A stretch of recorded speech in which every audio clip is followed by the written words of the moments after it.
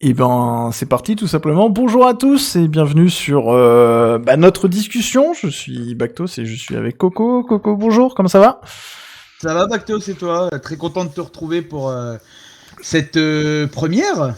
Exactement, cette première en fait, pour vous expliquer un petit peu comment ça se passe, Coco et moi on est des gros fans de catch et on a l'habitude d'en discuter principalement sur messagerie et la dernière fois on a eu la réflexion, on s'est dit pourquoi est-ce qu'on s'appelle pas déjà pour le faire, et ça a enchaîné tout de suite sur mais pourquoi on s'enregistre pas.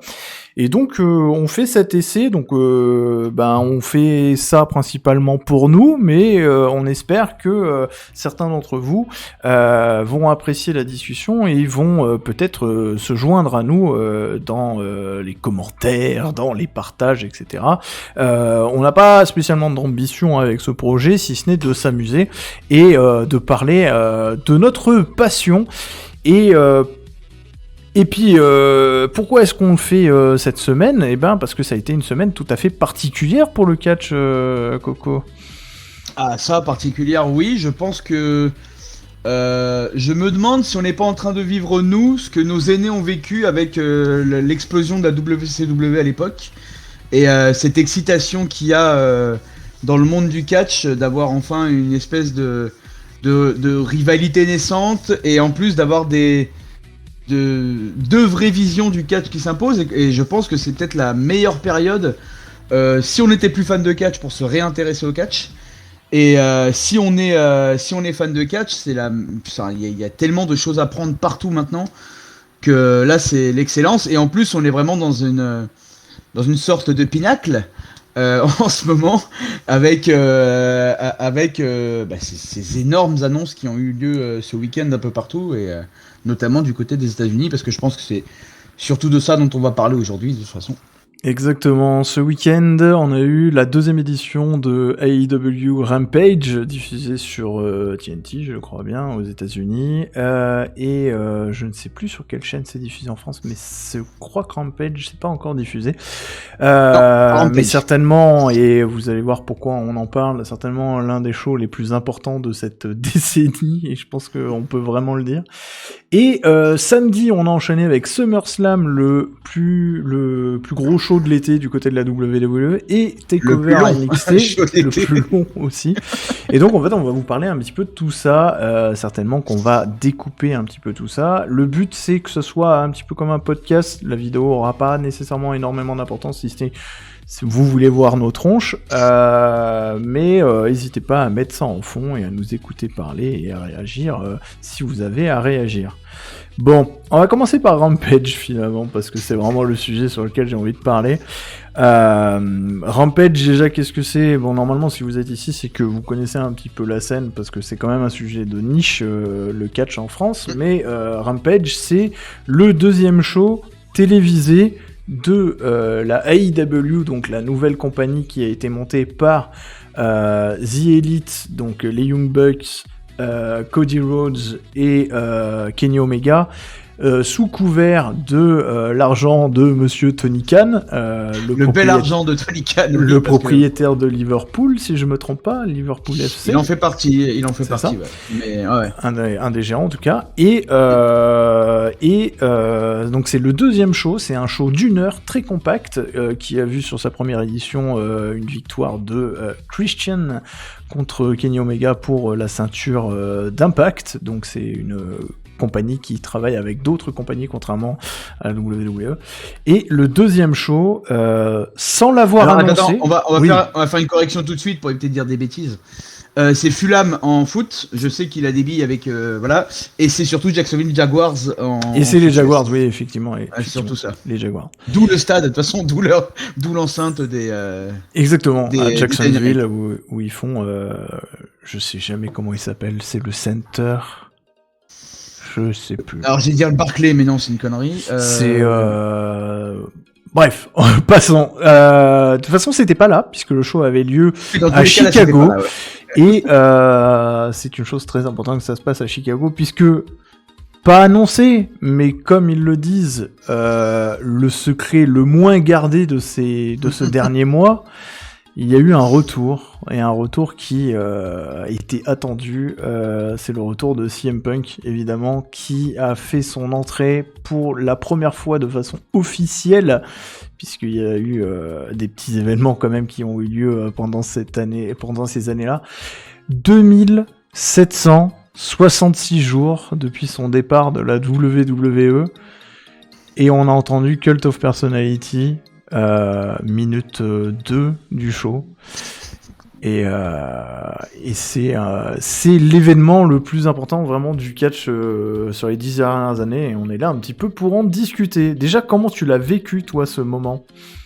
Alors moi c'était... Alors, d'un point de vue perso, j'étais sur mon téléphone, et je le regrette un peu parce que j'aurais aimé le vivre sur une télé avec le son à fond.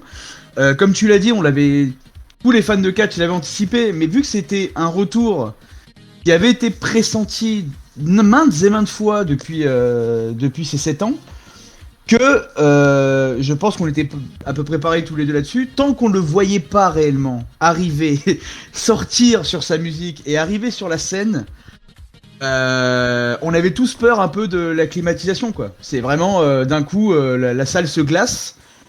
Et en fait, je sais pas, un petit heel troll comme ils aiment bien en faire à l'AEW, QT Marshall qui débarque sur Cult of Personality. Je pense que Chicago aurait pété un plomb de toute façon. Et je l'ai vécu surtout avec en me disant, l'AEW a fait ce qu'il fallait et dans le bon sens. C'est-à-dire dès le début. Alors déjà ils n'avaient pas annoncé, alors que d'habitude ils aiment bien annoncer les cartes en avance. Ils n'avaient pas annoncé l'annonce.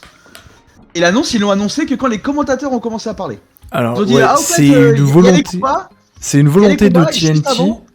C'est une volonté vraiment de TNT qui a dit on veut pas d'arrivée surprise, parce que c'est une volonté marketing de dire normalement à la AEW, si un nouveau gars arrive, ça a été le cas pour le Big Show, pour Mark Henry, pour Christian, ouais. Etc.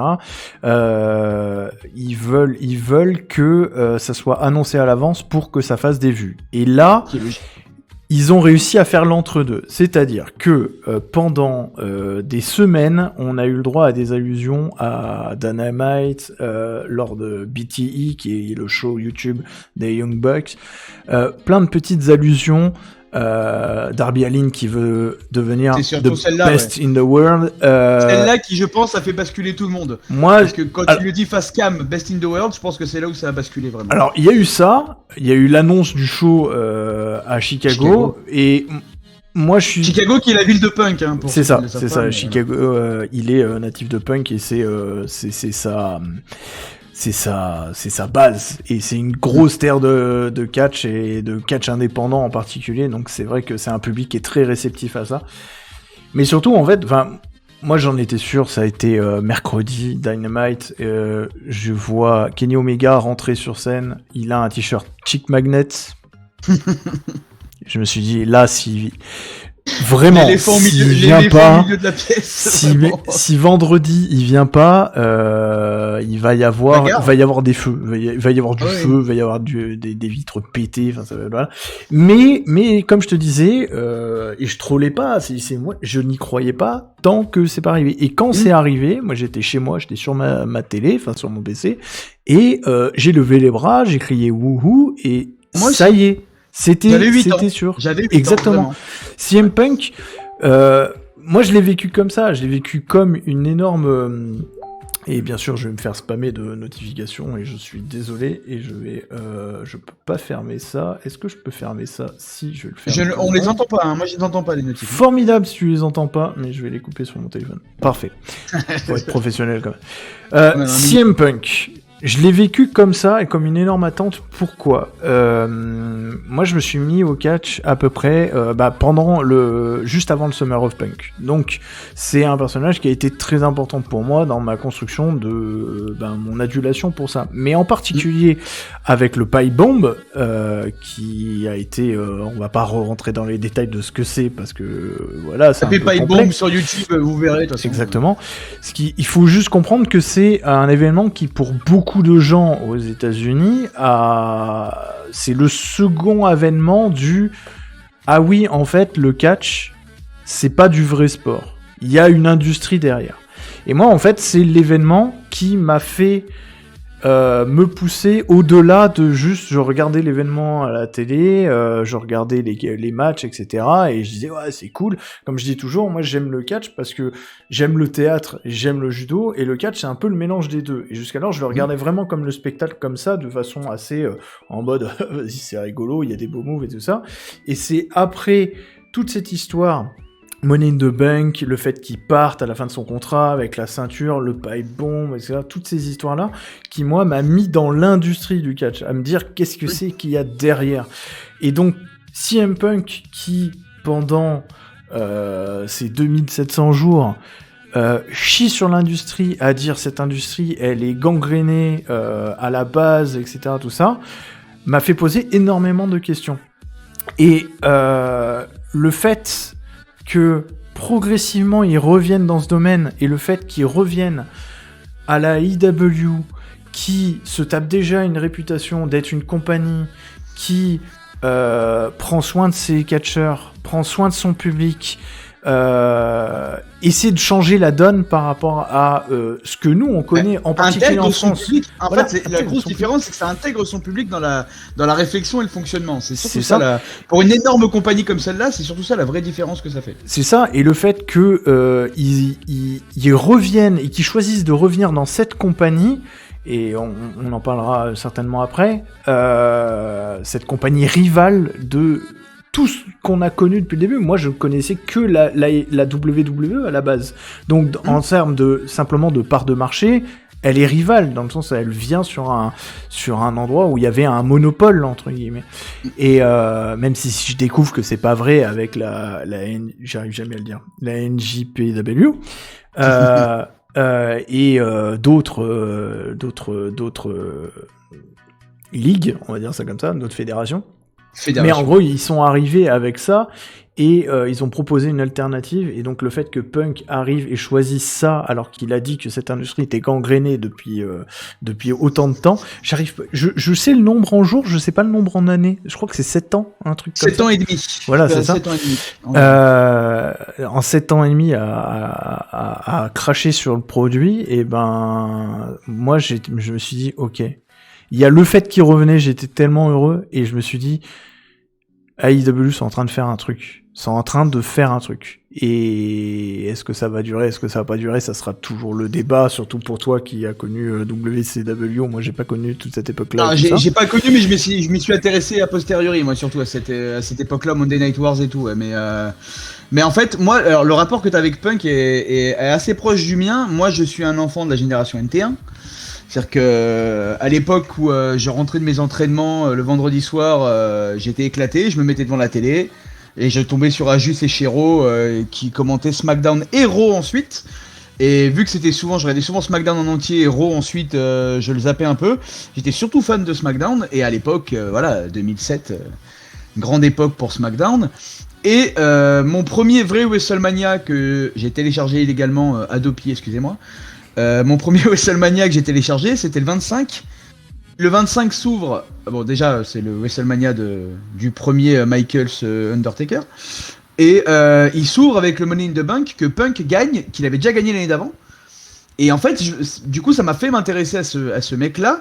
Et j'ai eu un creux où quand NT1 a perdu les droits de diffusion, bah du coup, un paquet de gens ont décroché du catch parce qu'on savait plus où le regarder. Et à l'époque, la diffusion via Internet était beaucoup plus complexe que maintenant. Parce qu'il y a presque plus de 15 ans maintenant. Enfin, il y a un peu moins de 15 ans, pardon. Et en fait, bah, je suis revenu au catch au moment de la pipe bomb. Donc on a à peu près le même cheminement. Et évidemment, donc tu l'entends dans sa pipe bomb, tu l'entends dire Ring of Honor, tu l'entends parler de Colt Cabana, tu fais mais c'est qui ces mecs-là, enfin, exactement. Je n'ai jamais entendu parler, et là, ding, comme toi, c'est l'ouverture vers l'indie et aller vers le reste. Découvrir que la WWE, et si vous connaissez le catch en France et que vous regardez comme ça, dites-vous que la WWE n'est pas le seul catch qui existe au monde, et loin de là le meilleur. Très loin de là, ouais. Ah oui, ça. C'est surtout loin de là. C'est le plus mainstream, ça. C'est celui qui a été diffusé, etc. Ça a pu honnêtement l'être à une époque, le meilleur, mais je pense qu'aujourd'hui c'est quelque chose de totalement discutable. Et en tout cas, AEW est là pour le changer.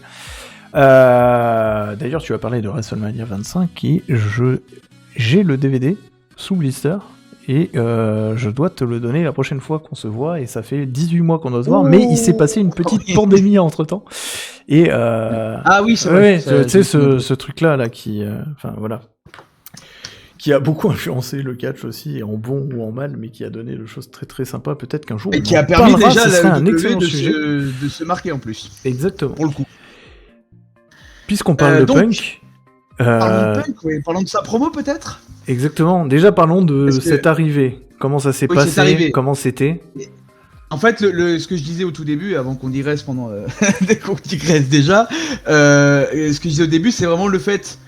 alors, il y avait les bruits, comme tu disais, de partout pour que ça fuite, pour que les gens viennent voir le show, et donc les ratings prouvent bien que ça a marché, parce qu'ils ont mis 700 000 spectateurs à SmackDown, et que SummerSlam a fait 2 millions de vues, eux avec un show de 45 minutes réel, parce qu'il y a 1 heure avec les pubs, de 45 minutes réelles, ils arrivent à faire 1,2 million.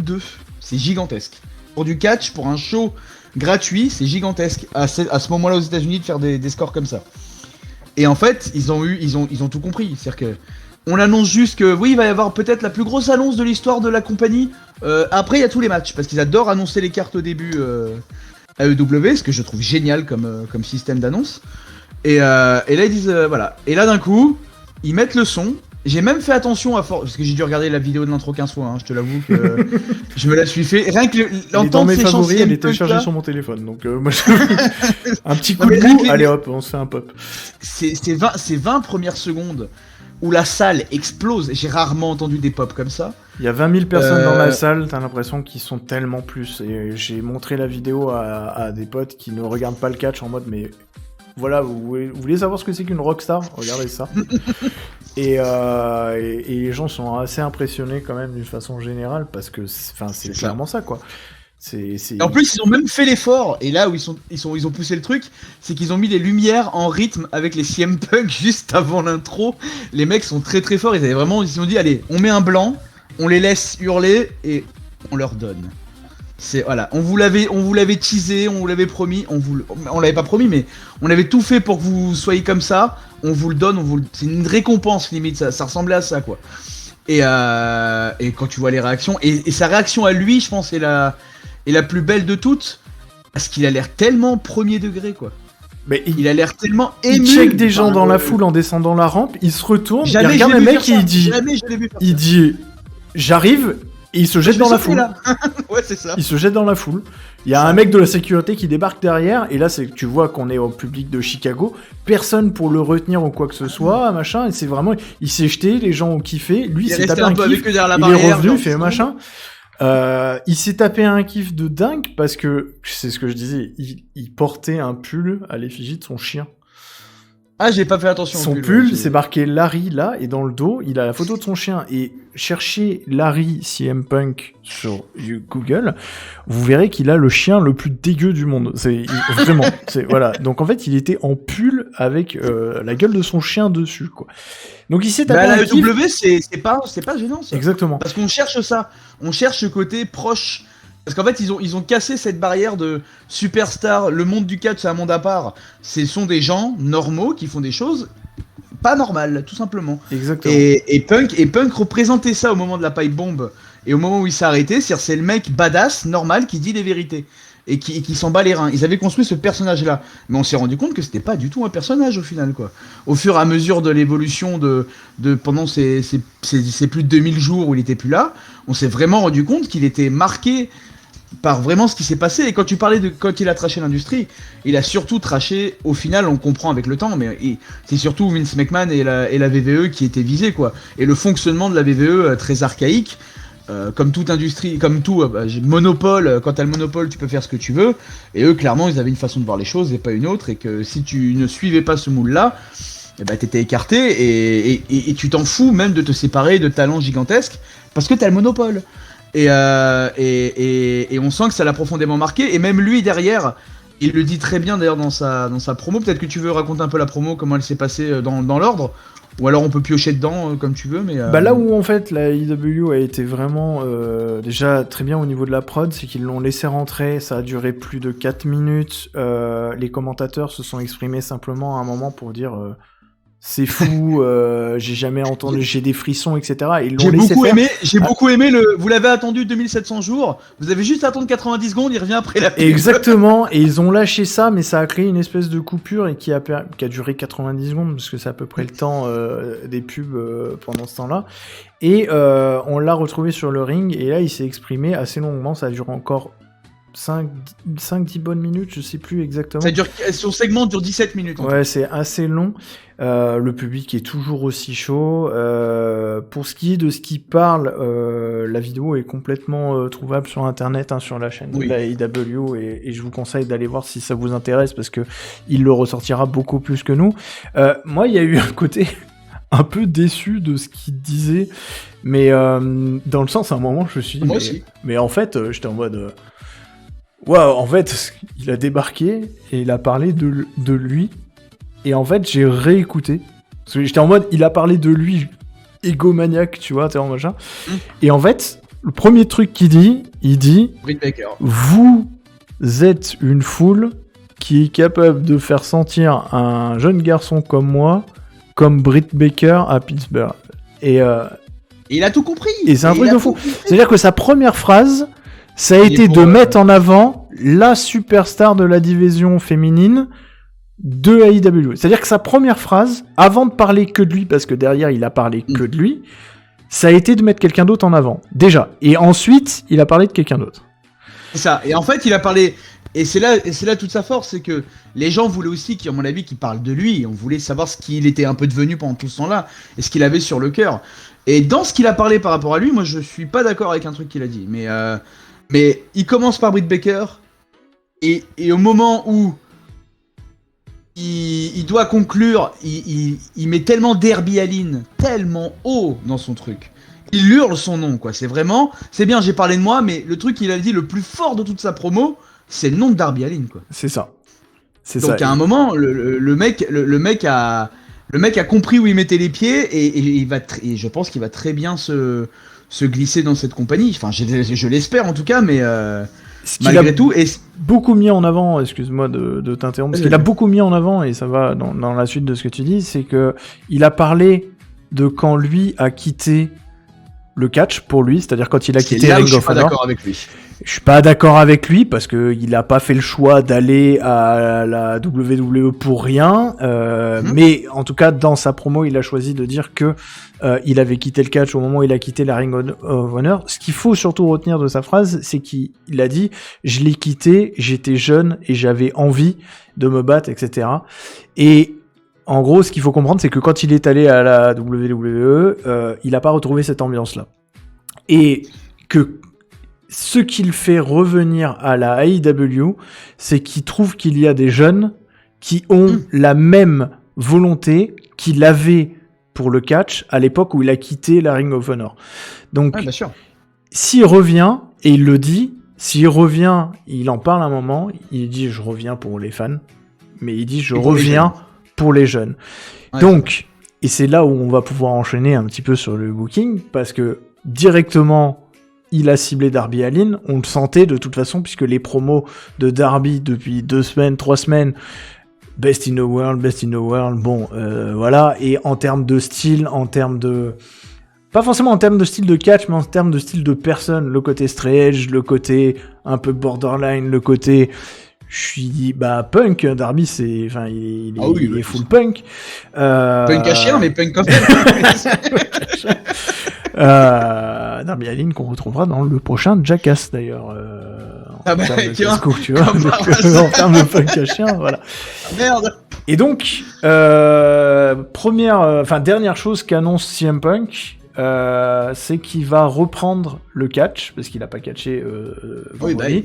Il va reprendre le catch. Et la foule à burne, quand même. Ouais, mais il s'est assis et le public a cassé un ovaire. Voilà.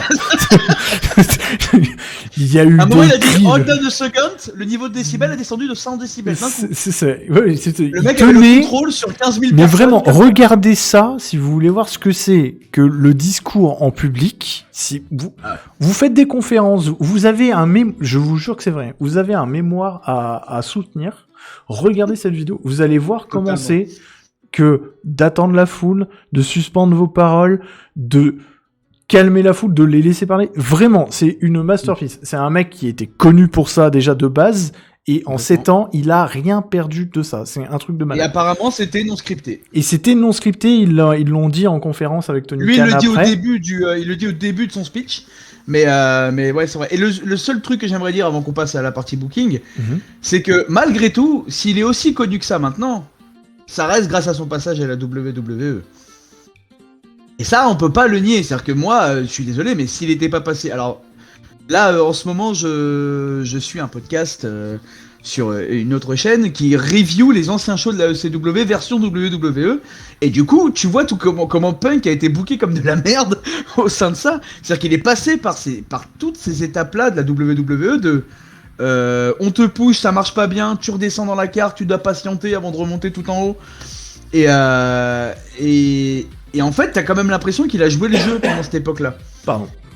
T'as quand même l'impression qu'il a joué les jeux à fond pendant cette époque-là. Alors évidemment, ça s'est très mal terminé parce qu'on voulait mettre sa photo sur des ice cream bars. Mais sinon... Je pense que c'est quelqu'un qui est venu avec une volonté très sincère de faire ce qu'il faisait, comme beaucoup de gens qui vont à la WWE, et en se disant « je vais pouvoir apporter ma touche personnelle », comme beaucoup de gens font dans le milieu de l'entreprise, hein, en arrivant en disant moi j'ai des volontés, vous me proposez un job et je pense qu'on peut faire ça, et que si vous me donnez un petit peu de moyens on peut faire ça.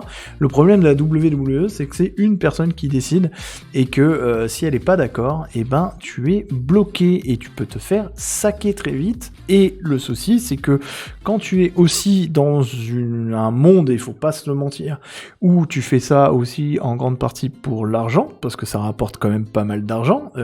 Je pense que lui, se cacher, quoi. Faut pas se voilà. Avec les ventes de t-shirts de ce week-end, je peux te dire qu'il n'y a pas de souci pour ça. Hein. Pro Wrestling Tees et le shop AEW, les deux ont cassé en même temps. Les deux ont cassé, ouais. Mais c'est le même, hein, par contre. AEW Shop, c'est une... je sais. Ouais, c'est Pro Wrestling Tees. C'est pas pour rien que Colt Cabana est chez AEW, tu vois.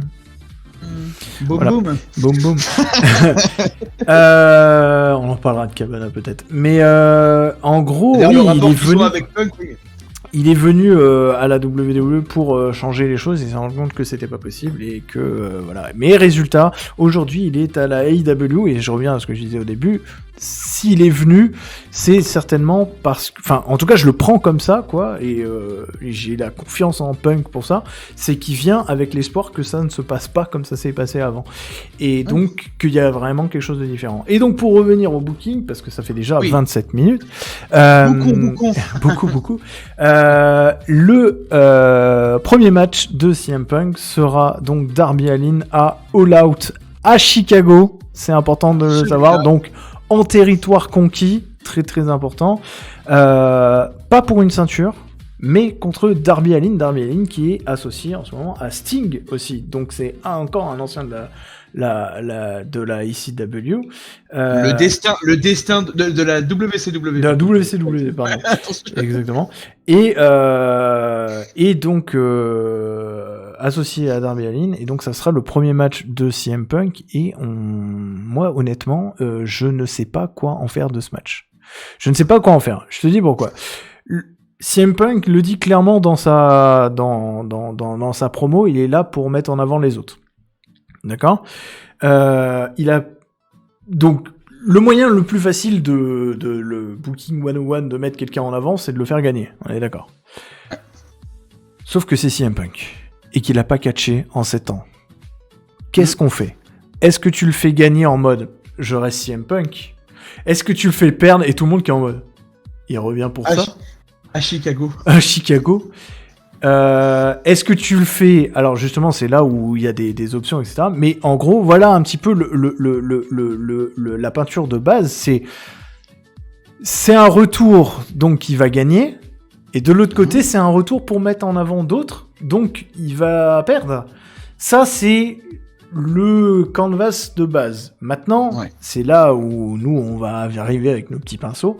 Comment est-ce que tu vois ça? Quel est pour toi l'objectif, ne serait-ce que de ce premier match, et puis après, du futur proche? Est-ce qu'on continue à le feud avec Darby Allin? Est-ce qu'on le fait passer tout de suite à quelqu'un d'autre, etc.? Est-ce qu'on met une ceinture? Parce que là, il n'y aura pas de ceinture. C'est juste un combat.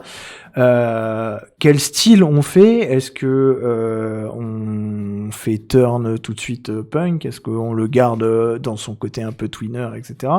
Est-ce que on fait turn Darby Allin, etc.? Qu'est-ce que toi tu proposerais? Sachant que moi j'ai rien préparé sur le sujet, je te le dis. Alors je suis allé voir. Alors, en fait j'ai une idée en tête. Je suis allé voir très rapidement les rankings de la EW pour me rassurer sur quelque chose. En fait, si Allin gagne, il sera challenger numéro 1. Il serait challenger numéro 1 en battant CM Punk. Voilà, parce que Christian, parce qu'en même temps il y a Christian Cage qui est challenger numéro 1 et que il me semble que quand tu perds pour le titre, tu descends un petit peu d'un coup, enfin voilà. Donc dans leur système à eux. Alors oui, alors la EW a un côté hyper axé sportif. En mode c'est une vraie compétition, d'accord on fait des promos, d'accord on fait des histoires scénarisées, mais le plus important c'est ce qui se passe dans le ring. Je pense que c'est un petit peu tôt pour que Allin aille chercher le titre à EW. Que ce soit Christian ou que ce soit Kenny Omega. Si c'est Christian et que lui devient challenger numéro 1, c'est vrai que l'histoire elle est hyper bien ficelée parce que Christian et lui globalement sont plutôt des gros poteaux dans les storylines. Moi je vois Punk gagner. Déjà parce que if Punk lost, we riot. Ça c'est une base à Chicago.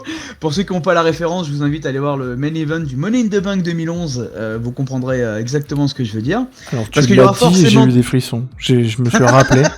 Et je te jure que je frissonne. C'est un truc de fou. Tu t'en souviens pas de la banderole qui pendait là du 3ème étage? Et je me souviens de ce match seconde par seconde. Voilà. Ah, mais c'est... Si un jour, qui regardez, qui me connaissez, qui nous connaissez, vous voulez découvrir le catch, vous venez à la maison, on regarde Money in the Bank 2011. Voilà. Il y a tout. Il y a tout dans ce match. Donc, il y a tout. Et il y a le face qui joue le heel, il y a le heel qui joue le face.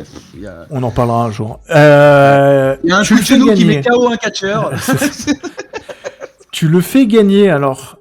Je le fais gagner, par contre, est-ce que je le fais gagner clean? Je sais pas. Est-ce que je le fais gagner face? Je sais pas non plus. Allin, quoi qu'il arrive, il est bad boy face. Je le vois comme ça, moi. Je le vois pas passer heel, de toute façon, il est avec Sting. Sting, c'est le même principe que Sting.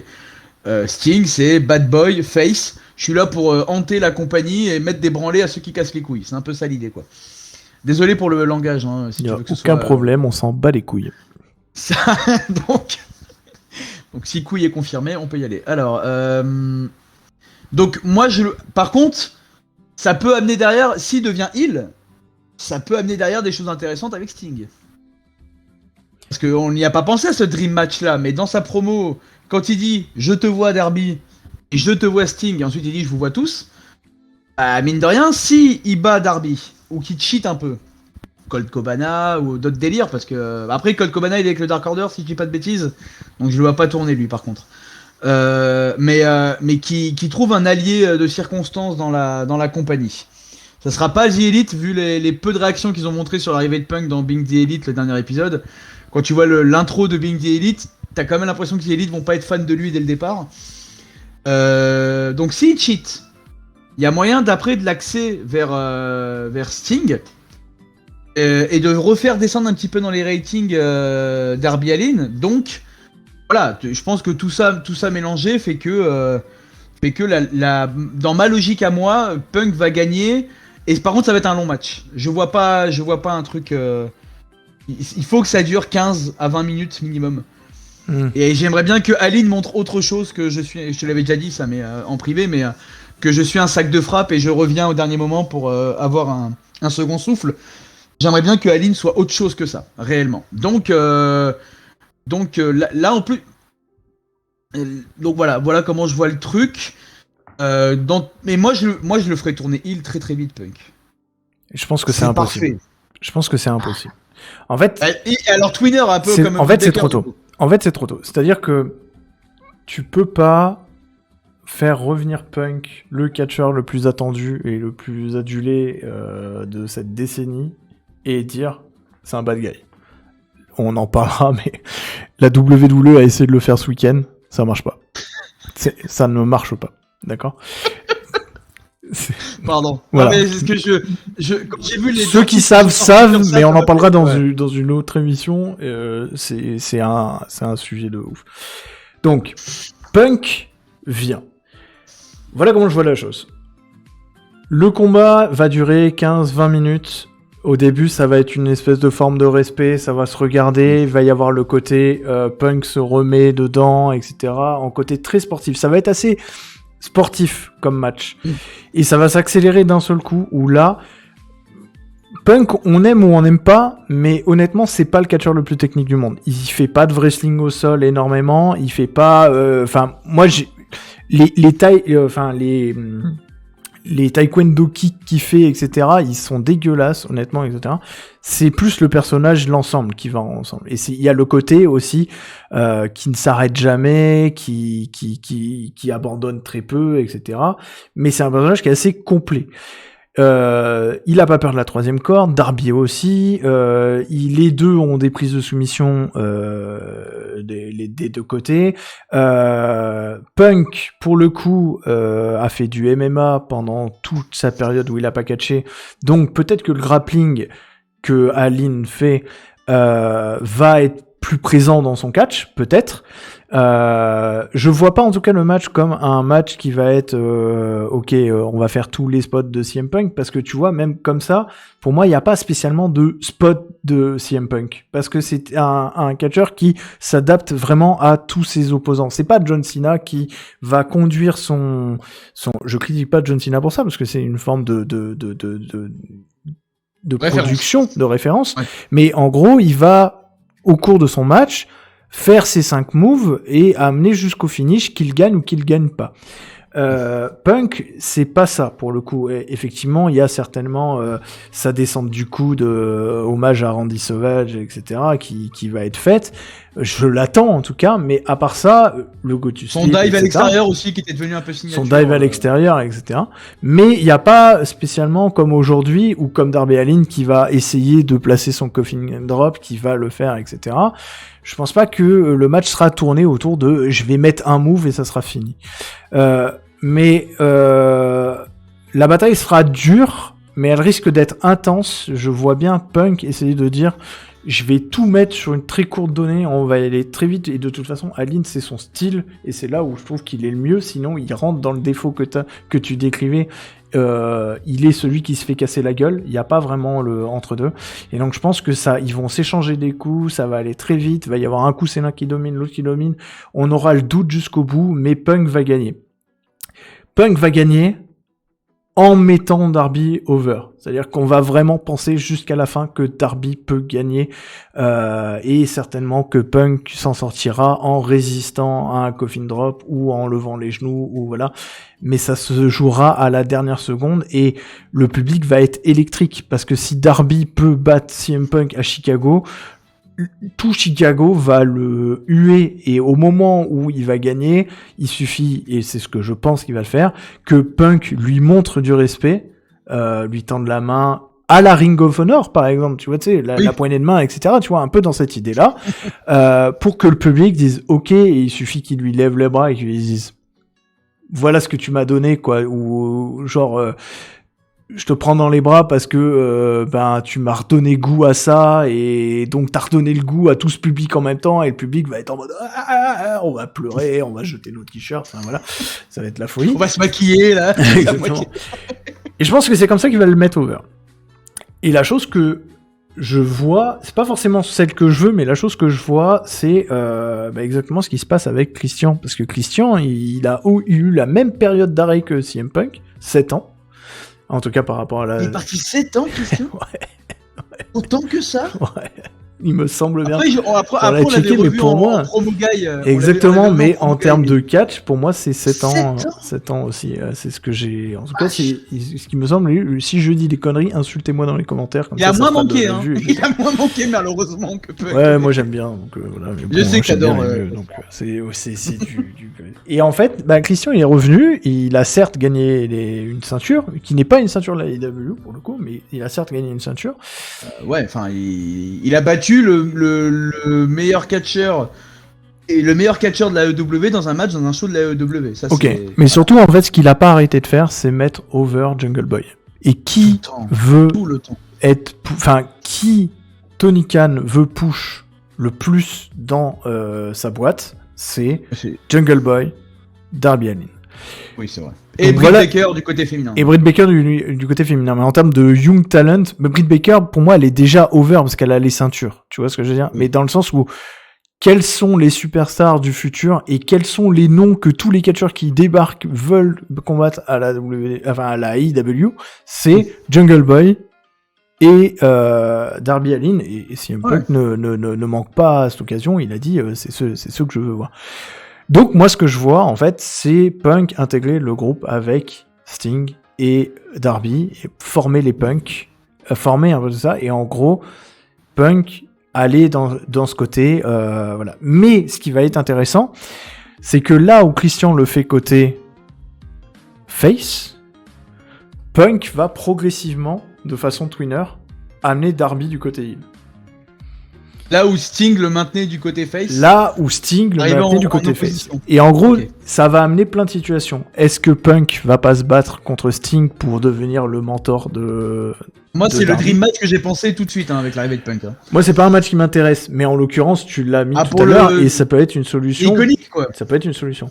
Est-ce que Darby et Punk peuvent pas monter une team et justement aller se battre contre de l'autre côté Jungle Boy et compagnie qui vont peut-être gagner la ceinture. Il y a aussi une autre possibilité, c'est qu'on en entend depuis parler depuis un moment, il y a une ceinture trio qui est en préparation chez la AEW. Mais ça, on l'a pas encore vu arriver, donc je vais pas la booker. Voilà, je vais pas la booker, mais c'est aussi une possibilité s'ils restent tous ensemble. Et en gros, moi je vois bien Punk amener progressivement Darby du côté obscur, sur un côté twinner, en mode... Mais mec, tu joues réglo, tu te fais casser la gueule alors que mec, tu lui mettais les doigts dans les yeux et c'était bon quoi. Enfin, pourquoi tu fais ça? Pourquoi tu te laisses taper en fait, tu vois? L'arbitre il regardait pas là, un petit coup dans les boules. Ouais, tu vois, pas forcément. Mais par contre, je le vois pas intervenir sur les matchs. Je le vois plus, tu vois, en mode, c'est comme ça qu'on fait, tu vois, un peu comme fait Christian. Typiquement, Christian n'intervient pas dans les matchs. Mais par contre, il fait les promos avec, parce que Jungle Boy et tout ça, voilà. Et Darby, les promos, c'est pas sa spécialité. C'est pas le truc où il est encore à fond. Et le mettre, et Sting non plus, je suis pas, enfin, il y a des gens qui disent Sting, promo, etc. Alors moi, je connais que ça à AEW Run, mais je trouve pas qu'il soit bon en promo. Je trouve pas qu'il soit autant charismatique au micro qu'un Punk. Mais Punk, avec Darby, mais fait en sorte que Darby boive un peu de Punk. En fait, ce qui manque à Darby, il le trouve dans Punk. Et moi, c'est comme ça que je veux booker CM Punk. Je veux le booker comme le gars qui va pousser Darby sur le côté heel. Et en fait, t'auras ce gars, cette superstar du futur, côté face, natural, qui est Jungle Boy. Et tu auras cette future superstar, côté face, côté twinner. En fait, quand je parle de twinner, je parle de mecs à la Steve Austin un peu, tu vois, tu sais, ces mecs bad guys, ces gars comme Punk, hein, qui arrivaient à jumper c'est les bad boys, c'est les bad boys qui sont en rien à foutre. Et moi, je veux Darby à cet endroit-là. Je veux que Darby, en fait, vu que... C'est déjà un peu le cas, quand même. Mais pas dans les c'est-à-dire qu'en fait, aujourd'hui, il est prêt à tout pour gagner en se mettant lui en danger. Moi, je veux qu'il arrive à cet état de... Il est prêt à tout. Il est juste prêt à tout. Tu vois ce que je veux dire? Mais pas forcément non plus à vendre son âme comme un MJF, ou là qui est vraiment, tu vois, le voilà, mais juste ce gars qui de temps en temps va faire des trucs un peu illish. Et je trouve pas que c'est ce qu'il fait. Tu vois, alors si on prend déjà ce qu'il a déjà fait, Est-ce que c'est pas un truc de heal une fois que t'as mis un mec dans le cercueil, d'aller en plus péter le cercueil? Est-ce que, oui, mais on parle d'Ethan Page. Il a déjà des touches de ça. Oui, mais c'était Ethan Page. Et Ethan Page, c'est un sac à merde, oui, on est d'accord. C'est un sac à merde. Et surtout, en fait, c'est une rivalité qui existe depuis des années dans l'indie. Et donc, en gros, il fallait qu'il y ait un coup d'arrêt franco à cette rivalité. Et il fallait qu'il y ait un point où Darby, c'est bon, il en a plein de cul, c'est fini. Voilà, la bagarre. C'était ça. Et donc voilà, moi comment je book CM Punk, je le fais battre Darby, mais en le mettant over comme ça a été fait bien des fois. D'ailleurs, Cage a battu Jungle Boy et l'a mis over, si je me rappelle bien, pour le number one, je crois. Oui. Je crois que c'était ça. Et je veux la même chose, basiquement. Et pour pas faire la même chose, il faut amener ce côté Bad Boys que rajouter le côté edgy. Je pense que c'est vraiment ça, le côté edgy, en mode le public les adore, mais faut quand même qu'on se pose la question de est-ce qu'on a raison ou pas. Mais alors, on les adore. Après, c'est déjà un peu le cas avec beaucoup de catcheurs, un peu, je trouve, de cette compagnie quand même. Britt Baker en est l'exemple parfait. Hein. Britt Baker, elle est over, elle est chez elle à Pittsburgh, ça n'empêche pas d'éclater la tête de son adversaire. Mais Britt Baker a une attitude full heel. Elle a une attitude qui est full heel. Ouais, mais elle est tellement pas. Ouais, c'est parce qu'elle est over, parce que déjà il n'y a pas vraiment d'autres. Enfin, honnêtement, il n'y a pas vraiment d'autres femmes over à la IW. Non, mais c'est surtout qu'avec elles ont fait le combat de l'année du côté de la EW et que pour l'instant. C'est ça. Mais autant, tu vois, Rosa. Thunder Rosa, elle est over carrément parce qu'elle est douée, parce que tout ça, mais elle a pas ce côté, même si elle a la hargne, elle a pas ce côté heel autant que Britt Baker. Britt Baker, elle est autant heelish dans son attitude que MJF quand il a commencé, parce que là il a passé un nouveau cap, mais elle a typiquement, et d'ailleurs c'est son inspiration, mais elle a typiquement cette attitude du heel de Jericho. Voilà, c'est ça Britt Baker. Et en fait, ça marche, mais le truc, c'est que vu que AEW, c'est un public qui veut pas de la WWE, donc qui veut pas non plus ce côté tout blanc, tout noir, etc., et qui reconnaît qui a pas envie de boue Britt Baker parce qu'elle est douée sur le ring et parce qu'elle est bonne à ce qu'elle fait, et donc qui veut la supporter aussi de ce côté-là, et le public est derrière elle, mais ça reste un full heel. Moi, je veux juste l'étage en dessous pour Darby. D'accord. Et pour Punk. Okay. Le côté, le public sera avec nous. De toute façon, le public sera avec CM Punk. Peu importe ce qu'il fait. Même si derrière, il casse la gueule à Jungle Boy, à Mark Austin, ou qui va signer avec The Elite, le public sera en mode c'est CM Punk, j'en ai rien à foutre. Voilà. Ah, moi, j'ai hâte quand même de ça. Hein. Dans les anticipations qu'il y a. Oui, mais laisse au moins 6 mois, 1 an, quoi. Tu peux pas. Ah, ouais, mais de toute façon, dans le temps, ils sont chez eux, ils font ce qu'ils veulent. Hein. Installe-toi, mets-toi dans un coin, mets-toi sur le fauteuil. Et ça a été dit que c'était pas du short term CM Punk. Donc, moi, j'ai regardé la conférence entière qu'il a fait avec Tony Khan derrière. J'ai voulu me l'épargner parce que je voulais garder ce moment un peu magique. Je dirais juste, voilà, qu'il a dit que il était là pour mettre over les jeunes, enfin, pas vraiment pour mettre over les jeunes, il a dit pour travailler avec les jeunes et pour essayer parce que c'est eux qui lui ont redonné la flamme, et il a dit clairement que 2 choses qui sont importantes. Il a dit qu'il n'était pas là comme ça pour faire une apparition, que c'était, voilà, il a pas voulu parler de son contrat, et Khan a dit, on n'en parle pas, c'est pas un souci, mais c'est pas du short term. La vraie question, c'est pas du short term. Et l'autre chose sur laquelle ils n'ont pas parlé, c'est les possibilités d'aller travailler ailleurs, puisque c'est une possibilité quand on est à la AEW d'aller travailler ailleurs. On le voit avec Impact, mais aussi The Forbidden Doors, avec Ring of Honor. Et CM Punk a lâché une phrase qui est assez magnifique en regardant Tony Khan. Il a fait: moi, si Tony il me dit d'aller faire le G1, je fais le G1, y a pas de problème. Non, fallait pas me le dire. Tu sais à quel point j'aime le G1. Oh là là là là. Monsieur Tony Khan. Tu m'as mis. Laissez-le aller au G1. Messieurs les Japonais, prenez-le, s'il vous plaît. Par contre, il risque de faire un peu léger avec quelques catcheurs qu'il y a là-bas. Hein. Exactement. Par contre, Tomohiro Ishii, CM Punk, j'achète tous les jours. Hein. Mais moi, 8 j'achète minutes CM de Punk tarte avec dans la n'importe gueule, qui. Moi, j'ai envie oui, de c'est voir. vrai. Mais, Bah oui. mais je te jure que c'est vrai. J'ai envie de voir CM Punk avec Frankie Kazarian. J'ai envie de voir à la IW. En fait, t'as envie de le voir se faire plaisir. En Mais fait. t'as envie de le voir T'as se faire l'impression plaisir. qu'il est Et parti. Mais il y a un autre truc que j'ai envie de voir, c'est de voir toute cette génération de gars qui ont été élevés en regardant CM Punk. J'ai envie aussi de les voir kiffer à combattre contre lui. J'ai envie de voir ces gars-là se dire, mec, tu fais partie des gens.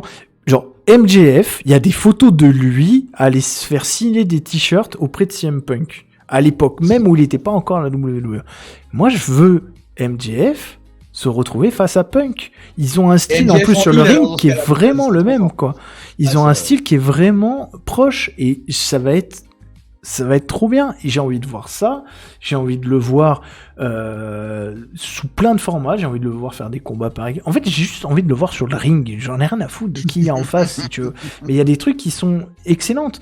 Il y a effectivement, il y a ça. Mais genre, un Punk Donc contre un Scorpio Sky. Mais exactement. Mais un Punk contre un Scorpio Sky, moi j'achète. Ah oui, bah oui. Mais... Contre Penta, un Punk Penta, évidemment. Enfin... oui, moi j'en ai d'autres, hein, des idées, si tu veux. Cielo Mielo contre CM Punk, t'imagines dans les... Tu sais que moi j'ai envie de plein de trucs, hein. Moi tu me mets Punk contre Nyla Rose, j'achète. Je suis sûr qu'ils nous font un truc de fou. Ouais, j'achète moi Nyla Rose, moi perso, mais... En fait, Nyla Rose, j'apprends à la découvrir en dehors du ring, et c'est quelqu'un qui a l'air, en tout cas, d'avoir un profond respect pour l'industrie. Et qui a l'air d'avoir très bien compris comment ça fonctionne, et surtout d'avoir l'air de quelqu'un qui s'amuse vraiment de ce qu'elle fait. Et c'est l'idée d'avoir mis Vicky avec, parce que Vicky, exactement. Je pense en fait, et c'est pour ça que je dis, tu vois, un Punk qui revient pour se faire kiffer avec un Nyla Rose qui est une full marque côté, je me dis, mais en fait, il ferait des trucs de ouf. Mais l'AEW n'en sont pas encore à faire du, voilà. Intergender, ouais, ils en font pas encore. Ouais. Moi, j'ai envie de voir Kenta. Non. Alors, je te jure que je veux voir Kenta. Je veux GTS contre GTS. Non, mais Kenta, depuis qu'il s'est blessé en partant de NXT, c'est plus ça. C'est plus et ça. C'est en plus un sac à merde. Donc, mais dans la vraie vie, par contre, là, c'est pas. Là, on parle pas de quelqu'un. Là, on parle d'un mec qui est annoncé en main event d'un show et qui se présente pas. On parle d'un mec qui plusieurs fois a essayé de faire mal à des gens dans le ring. Est-ce que Punk... moi, Kenta ne m'intéresse pas. Est-ce que Punk a déjà rencontré John Moxley à la WWE? Ah non. Est-ce qu'ils se sont croisés à la WWE? Ouais, c'est ça la question. Moi, je pense que... Bah oui, le Shield. Le Shield, ils l'ont pas fait passer à travers la table? Le Shield... À l'époque où... Bah si, non, parce que le Shield protégeait Punk avec Ryback. Les Shield, quand ils arrivent, ils prennent Ryback et le foutent à travers la table et c'est le match contre Punk. C'est vrai, mais c'était vraiment la fin. C'était vraiment la fin de Punk pour le coup. Parce que non, il était au milieu de son règne. Non, il était au milieu de son règne. Il part 2 ans après, Punk. Ouais, mais c'est suite aux blessures avec Ryback. Putain, je me rappelle même plus. C'est suite aux problèmes de santé qu'il a eu quand il combattait Ryback que justement il est parti après. Sujet pour une Après, il est revenu. Ouais, bon, c'est vrai. Est-ce qu'on n'avancerait pas un petit peu sur la carte quand même, parce que ça fait un petit. Moi, je pense que honnêtement, on va faire ça sur une autre fois, parce que ça va faire une petite heure déjà qu'on y est. On a parlé on a parlé de mais on a parlé de beaucoup d'autres sujets, parce qu'on a parlé d'Aline, on a parlé de. Il faut que j'arrête avec cette baguette. On a parlé d'Aline, on a parlé de Jungle Boy, on a parlé de Christian, l'air de rien, on a parlé de Ticket, on a parlé de la AEW. Je pense qu'on a parlé beaucoup de choses. On a parlé d'audience, on a parlé de l'impact de l'AEW dans le catch d'aujourd'hui. Exactement. On a beaucoup dégraissé, mais de toute façon, on s'y attendait un petit peu. On avait prévu pas mal de sujets. À la base, on était là, on va faire des trucs de 15 minutes et tout ça. Vous avez vu, on n'a pas rien à voir. Voilà, et je pense qu'on s'est assez écouté parler. En même temps, quand il est 23h30 que je te m'envoie un message, je dis bon allez, je réponds. C'est le même principe. C'est le même principe de toute façon. En tout cas, moi j'ai beaucoup apprécié cet exercice avec toi et ça me fait beaucoup le faire. J'espère que vous qui regardez, si vous existez, j'espère que vous existez. Ouais. J'espère que ça vous a plu. N'hésitez pas à nous mettre un petit pouce pour nous dire un petit commentaire. Si vous nous connaissez des réseaux sociaux, aidez-nous, mettez un petit partage, tout ça, etc. Je vous rappelle qu'on n'a pas spécialement d'ambition, mais vous pourriez nous permettre d'en avoir, donc c'est un petit peu vous qui décidez. C'est juste rassembler des gens qui ont à peu près la même passion que nous. Et Exactement. N'hésitez pas à nous dire moi, si je m'estime on a pas tort. spécialiste de catch. Mais Juste pas un du fan tout. de catch. Moi, je suis pas du tout spécialiste de catch. Je suis juste un mec qu'on regarde depuis 10 ans et qui kiffe comme un gamin et qui regarde les news, etc. Et l'intérêt de ce qu'on fait là maintenant, c'est justement d'en discuter et de, pourquoi pas, vous inclure dedans. Donc, discutez avec nous. N'hésitez pas à nous dire, vous voulez pas commenter, envoyez-nous des messages, vous nous connaissez très certainement, pour nous dire ce que vous en avez pensé et comment vous bookez. Moi, ça m'intéresserait de savoir comment les gens veulent booker CM Punk arrivé, et déjà si quelque chose, si c'est un retour que vous attendiez ou que vous attendiez pas. On va souhaiter une bonne soirée à tout le monde. Est-ce qu'on se pose la question, la vraie question au final? Le retour de Punk, ça passe ou ça catch? Pour moi, ça catch, hein. De toute façon, ça catch sévère, hein. Ça catch dur. Le mec, il serait venu, il aurait dit. D'ailleurs, il l'a dit, mais il aurait juste dit I'm back. C'est bon. Allez, c'est bon. Ça catch. 15 minutes où il saute dans la foule. Ça catch. I'm back. I'm back, je reviens dans 6 mois. Ok, y a pas.